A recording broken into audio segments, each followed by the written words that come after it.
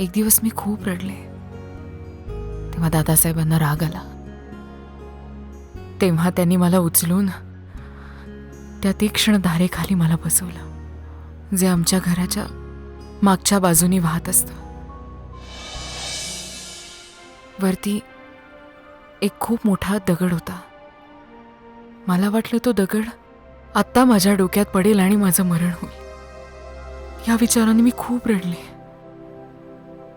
पण दादासाहेब शांतपणे त्या किनाऱ्यावर जाऊन त्या बंदुकीची नळी साफ करत बसले.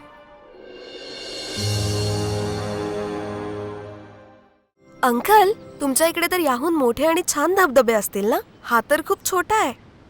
हो बेटा, तो जो व्हिक्टोरिया फॉल्स आहे ना, तो झांबिया आणि केनियाच्या मधून वाहतो. खूप मोठा धबधबा आहे, खूप मोठा. पण असा बॅकड्रॉप नाही आहे तिथे. हा तर असा वाटतो जसं समोरचा डोंगर फोडून बाहेर पडतोय. काय म्हणा, don't you think so? Beautiful backdrop. आपण तिकडे खाली नाही जाऊ शकत? तिथेच तर जायचंय. हा, मी विचार केला की आधी इथून याचा फुल व्ह्यू तुम्हाला दाखवावा. या हो, कमॉन कमॉन, लेट्स गो. नाहीतर पाणी संपून जाईल धबधब्याचं. हा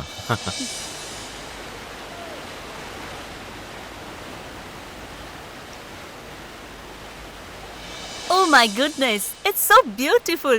Gautam, bug, isn't it lovely? Aha. Oh, it's so exciting. मी तर तुम्हाला इथं वॉटरफॉल दाखवायला आणलं होतं. बसण्यासाठी दुसऱ्या जागी जाणार आहोत. लंचचा बंदोबस्त पण तिथेच केलाय. आता इथे येऊन खाली नाही गेलो तर निसर्गासोबत प्रतारणा होईल. चला.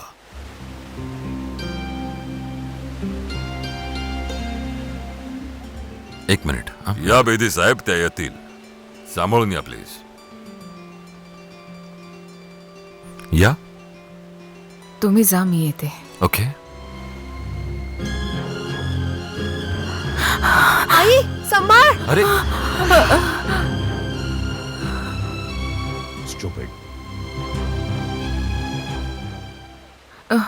तुम्ही ठीक आहात ना? मी तुम्हाला म्हटलं होतं ना, इथे घसरण आहे, तुम्ही पडाल. थँक्यू. तुम्ही जा पुढे, मी येते. काय झालं आई? तू ठीक आहेस ना? माझा हात धर, माझ्या बरोबर चल. चल, ये. या बाईला तर चालायचं कसं हे सुद्धा कळत नाही.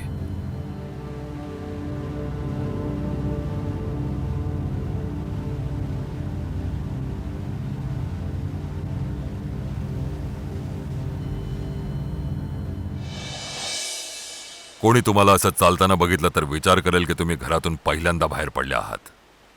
तुम्ही तर लहान मुलांसारखा घसरलात. गौतम साहेब आणि त्यांची बायको काय विचार करत असेल? सॉरी.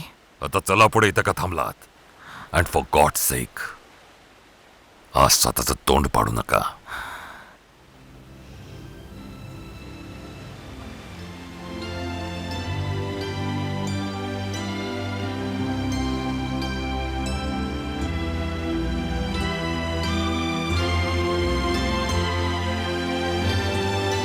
किती सुंदर दिसतंय ना?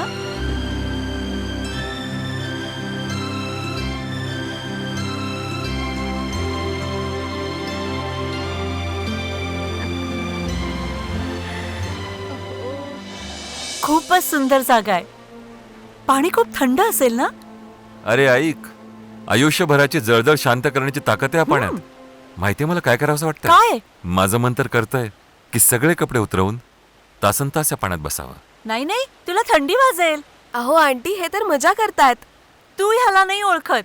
जर याच्या मनात आलं ना तर कपडे काढून आत्ता पाण्यात उडी मारेल आणि बघता बघता तिकडे लांब पर्यंत जाईल.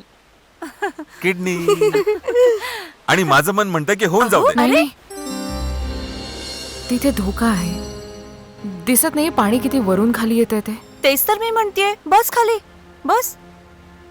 बाबा, तुम्हाला आठवतं जेव्हा पहिल्यांदा इथे आलो होतो, तुम्ही मला उचललं होतं आणि तिथपर्यंत घेऊन गेला होतात. हो, तू खूप लहान होतीस. साधारण 6 वर्षांची असेल. तू खूप हट्ट केला होतास म्हणून घेऊन गेलो होतो. आणि आई केवढ्या जोर जोरात किंचाळत होती, आठवतंय ना? तेव्हा तू खूप लहान होतीस ना, म्हणून.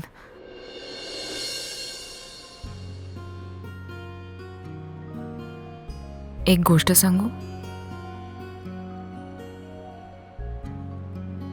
मी खूप लहान होते तेव्हाच माझी आई गेली. आई गेल्यानंतर मी घरातल्या एका अंधाऱ्या खोलीत रडत बसायचे. एक दिवस मी खूप रडले. तेव्हा दादासाहेबांना राग आला. तेव्हा त्यांनी मला उचलून त्या तीक्ष्ण धारेखाली मला बसवलं, जे आमच्या घराच्या मागच्या बाजूनी वाहत असतं. वरती एक खूप मोठा दगड होता.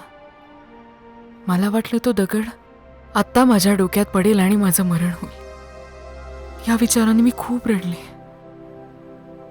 पण दादासाहेब शांतपणे त्या किनाऱ्यावर जाऊन त्या बंदुकीची नळी साफ करत बसले. अशाच प्रकारे एकेका प्रसंगामधून मी इतकी घाबरत गेले. आता तूच सांग गौतम, मी काय करू?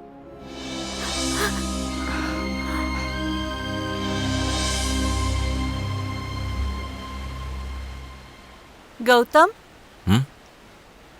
तू अचानक असं शांत का झालास? अरे बाबा, जर तुला वाटतंय की आपण पाण्यात जावं तर कपडे काढ आणि पाण्यात उडी मार. तुला कोणी नाही म्हणणार नाही. नाही, हे पाणी नक्कीच थंड असणार मोना.